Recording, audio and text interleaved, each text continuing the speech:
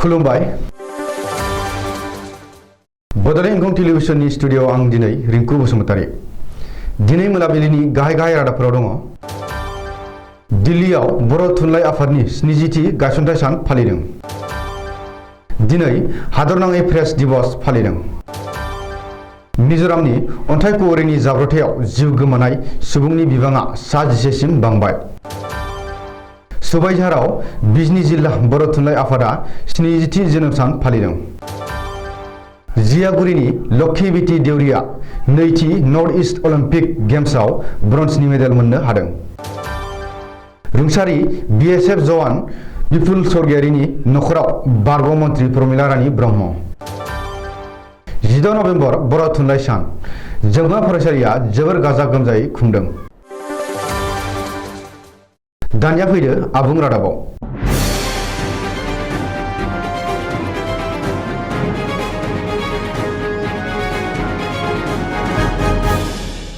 बर' थुनलाइ आफादनि 70थि गायसनथाय सान आरो गान्धी हिन्दुस्तानी साहित्य सभाया बर' थुनलाइ आफादनि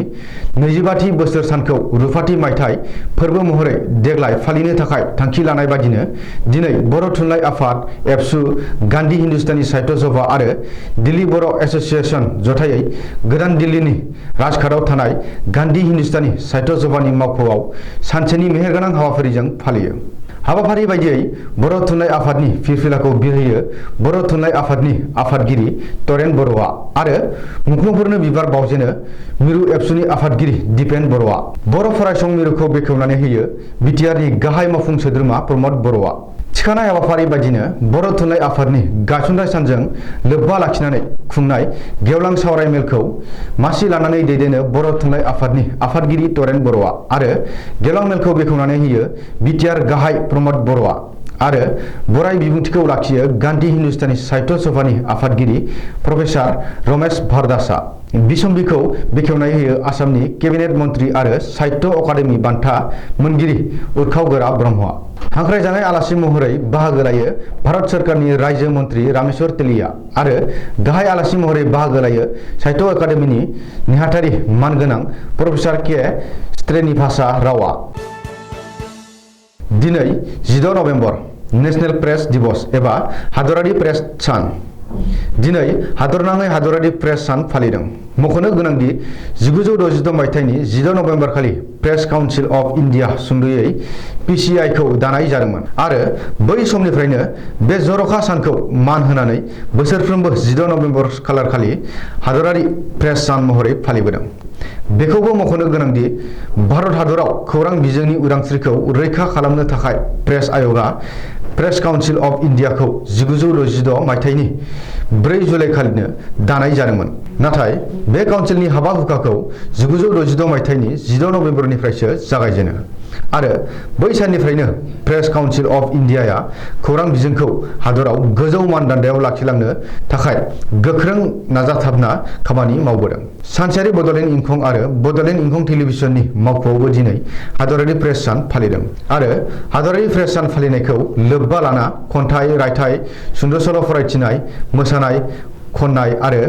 गावबा गावनि रोंगौथि दिन्थिफुंनाय हाबाफारि बानजायनो लाहार फाहार खालामदों थांनाय समबारखालि मोनाबिलियाव मिजोरामनि मोनसे अन्थाइ कुवरीनि जाब्रबथायाव जिउ गोमानाय सुबुंनि बिबाङा आरोबाव बांबाय मिजोरामनि अन्थाइ कुवरीनि जाब्रबथायाव जिउ गोमानाया 11 सिम बांबाय होननानै मिथिनो हादों मख'नो गोनांदि समबारखालि मोनाबिलियाव मोनसे अन्थाइ कुवरीयाव गिसिगाना गोग्लैनायाव माखासे लेबारफोरा गोथाङैनो फबसिनजादोंमोन बे जाथायनि उनाव BSF NDRF आरो पुलिस बिफाना रेस्किउ अपारेशन खालामना सादान लेबारनि गोथै सह'खौ बोखांनो हादोंमोन बेनि उनाव मंगलबारखालि आरोबाव 3 लेबारनि गोथै सह'खौ बोखांनो हायो बेजों लोगोसे बे गिख्रंथाव जाब्रबथायाव जिउ गोमानाय सुबुंनि बिबाङा 11 सिम बांबाय बबेखानि जाथायसालियाव दासिमबो रेस्किउ अपारेशना सोलिगासिनो दं होननानै मिजोरामनि सासे गोजौ थाखोनि पुलिस अफिसारा सुलुङाव फोरमायदों चिरां जिल्लानि बिजनी सुबाइझार गोजौसिन गेजेर फरायसालियाव सुबाइझार गुदि बर' थुनलाइ आफादनि बानजायनायाव बिजनी जिल्ला बर' थुनलाइ आफादा 14 नभेम्बर बुधबार खालि 70थि जोनोम सानखौ सानसेनि मेहेरगोनां हाबाफारिजों खुंदों गिबियाव फुंनि 9 रिंगायाव आफादनि फिरफिलाखौ बिरहोजेनो बिजनी जिल्ला बर' थुनलाइ आफादनि गागि आफादगिरि डक्टर गोगोम ब्रह्म कछारिया। बे खाबुआवनो आफादगिरि डक्टर गोगोम ब्रह्म कछारिया गावनि बिबुंथियाव बर' थुनलाइ आफादनि जोनोमा बहा माब्ला आरो बोरैहाय जोनोम मोनजेनदोंमोन बेनि सोमोन्दै गुवारै फोरमायथियो। आथिखालाव ससियेल मिडियाफोराव बर' थुनलाइ सान बायदि सोदोबखौ लानानै गोनो गोथो एबा दान्थे बिदान्थे जानायखौ रोखायै बुंथियो दि बर' थुनलाइ आफादनि जोनोम सानखौ लोब्बा लाखिनानैनो दिनै बर' थुनलाइ सान हिसाबै फालिबोदों। बाक्सा जिल्लानि सदर मुसुरपुर जियागुरि गामिनि राजेन देउरि आरो अनसुलि देउरिनि आंगो फिसाजो लक्षी बेटी देउरिया नैथि नर्थ इस्ट अलिम्पिकनि उसु गेलेनाय बादायलायनायाव ब्रन्जनि मेडेल देरहानो हानानै ओनसोल नाङैनो गोग्गानाय लाबोनो हादों। सा सानजा ओनसोलनि मोन 8 हादोरसाफोरखौ लानानै मेघालयनि राजथावनि शिलंनि SAI नेहु एथलेटिक्स फिल्डआव 9 नभेम्बरनिफ्राय 14 नभेम्बरसिम जालांनाय उसु गेलेनाय बादायलायनायाव बे ब्रन्जनि मेडेलखौ लक्षी बेटी देउरिया देरहानो हायो। बे ब्रन्जनि मेडेल देरहानायखौ लानानैनो निकासी उसु क्लाबाव बरायनायजों लोगोसे मान बावनायखौबो नुनो मोनो। मेडेल देरहानायखौनो लानानै लक्ष्मी बेटी देउरिनि फोरोंगुरु दानसोरां दैमारिया गावनि सोलोंसाया गिबि खेबनि थाखाय सेनियर हानजानि उसु गेलेनाय बादायलायनायाव बाहागो लानानै ब्रन्जनि मेडेल देरहानो हानायाव गावनि गोसोनि गोजोननायखौ फोरमायो। लोगोसे BTC सोरखारनि गेलेमु बिफाननि मावफुं सोद्रोमा दावबायसा बर'खौ खावलायनानै बुङोदि निकासी उसु क्लाबाव सोलोंजानाय फरायसाफोरा गोबाङानो गोरिब नखरनि आरो रांखान्थि बिथिङाव जोबोर लोरबां। बेनिखायनो BTC सोरखारा जा एसे हायो बे निकासी उसु क्लाबनि गेलेगिरिफोरनो रांनि अनसुंथाइ होयो आरो मोजां गेलेगिरि जानायाव हेफाजाब खालामो। मख'नो गोनांदि लक्ष्मी बेटी देउरिया फैगौ नभेम्बर दाननि 22 निफ्राय 25 खालारसिम मणिपुरनि राजथावनि इम्फलाव जानो गोनां खेलो इन्डिया ज'नेल रेंकिं उसु टुर्नामेन्टआव गेलेनाय बादायलायनायावबो बाहागो लाहैगोन होननानै मिथिनो मोन्दों।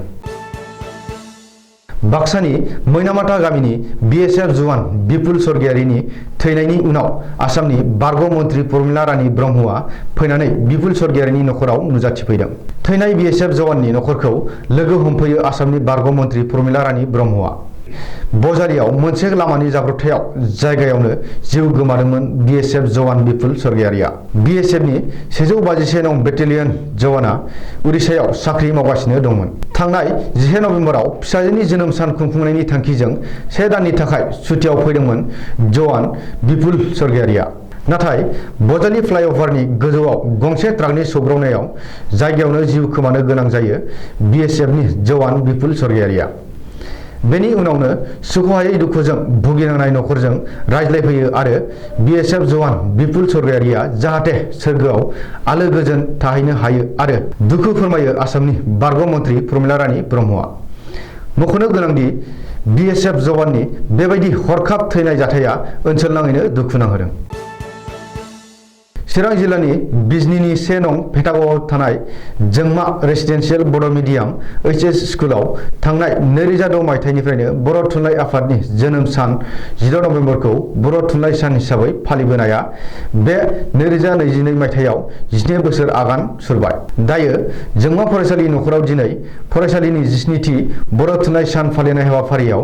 फरायसालिनि 14थि बिसान जोंमा बोसोरारि मोखां लाइसि 12थि बिसान गोदान जोलैनि सोरजि खन्थाइ बिजाब आरो गोजोनथाव ब्रह्मनि खन्थाइ बिजाब आं जोलैनि हांगार गासै गांथाम बिजाबखौ बेखेवनाय जायो। रायखांनाया गाहाम जागोन दि बे हाबाफारियाव फरायसालिनि फरायसाफोर, दिथागिरि, फरायसालिनि सामलाय आफादनि दैदेनगिरि, सोद्रोमा, ओनसोलनि गोबां बर' राव थुनलाइखौ मोजां मोनग्रा थुनलाइ सिबियारि, खन्थाइगिरि, गोबां जाखांफुनाय रिंगु दामसाफोर, माइनाव, खोरोमदाव, खनिमा, दावगाफुनाय मेथाइ रोजाबगिरि, प्रेक्टिकेल बसुमतारी, बारग' फरायसाफोर आरो गाहाय आलासि महरै बाहागो लादोंमोन बिजनी जिल्ला बर' थुनलाइ आफादनि बारग' आफादगिरि मनेस्वर बसुमतारी। माननि आलासि महरै बाहागो लादोंमोन बरलावगाव बड' गोजौ फरायसालिनि लोगो फोरोंगिरि आरो बर' रेबग्रा जथुमनि बारग' नेहाथारि उमेश ब्रह्म आरो जर'खा आलासि महरै बाहागो लादोंमोन बिजनी जिल्ला UPPLनि आफादगिरि फनिन बर'मोनहा। दिनै मोनाबिलिनि रादाबा एसेनोसै। गोजोन्थों।